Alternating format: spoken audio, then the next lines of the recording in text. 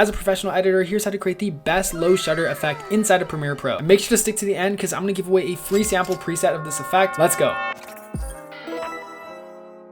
We have our clip right here. The first thing we're going to do is we're going to want to bring up the highlights. So we're going to go to our lumetri color first, and then we're just going to turn up the contrast. We're going to turn up the highlights, obviously, and then we're going to bring down the shadows a little bit. The reason being so is the more highlights you have and the more darker areas that you have, the better the low shutter effect looks. So now we're going to go to our effects and we're going to search for the echo effect. We're going to apply the echo effect to our layer, and then you can see we kind of already have a base effect being applied, but we're going to tweak some settings. So we're going to go to the echo operator and we're going to change that from add to maximum. And then I'm going to change the number of echoes from 1 to 6. And that is going to dramatically increase the amount of frames of echo that we have. Obviously, this depends on your footage. You know, maybe a 5 works better, maybe a 4 works better, go with that. This is already looking pretty crazy compared to what we had originally. Now what we're going to do is we're going to go back to our effects. We're going to search for a posterized time effect. Now we're going to apply that posterized time effect. Honestly, I should have done this one before the echo, but it's fine. You can actually just drag it before. And then we're going to change the frame rate of the posterized time from 24 to 10. And now if we play it out, we have a much more like stop motion like effect with our low shutter. It's looking really crazy. One last thing we're going to do to spice it up is we're going to add a film impact glow effect. So film impact are the new set of effects that were added to Premiere Pro just recently. They're all included, no third-party plugins needed. You just drag and drop the Wonder Glow effect,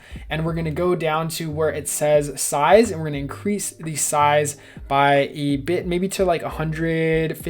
You just mess around with it, whatever looks good for you. And yeah, that's looking pretty crazy. One last thing you can do, this is completely optional, only if you like it, but you can add a noise effect to this as well. This basically adds like a nice little film grain tint to it so that we can have some nice like texture being applied to the video. We're going to increase the amount of noise to something like maybe 15 looks good. And then we can uncheck color noise. And then if you see, we zoom in, we get this like nice film grain texture with the low shutter. It looks really crazy, looks really cinematic. We play it out, we get this super dope looking low shutter effect. Now, as you saw, that took a lot of time to make, so we actually have a free sample of this low shutter effect linked down below. But if you want to save even more time, we have our auto edit plugin for music videos. And what I can do is I just go to window, I hit extensions, I click auto edit, and on the VFX tab there's actually a low shutter mode. I can literally just click the clip that I want to affect, I hit insert at playhead, and boom, instantly we have that low shutter effect being recreated from just the click of a button, and it looks super sick. Honestly, I think the settings on this one were even better than what we created. So you can go ahead and check it out. I've linked to the auto edit plugin down below as well. And if you want to learn how to use auto edit to automatically edit music videos to the beat of the song with visual effects, you can check out this video linked right here.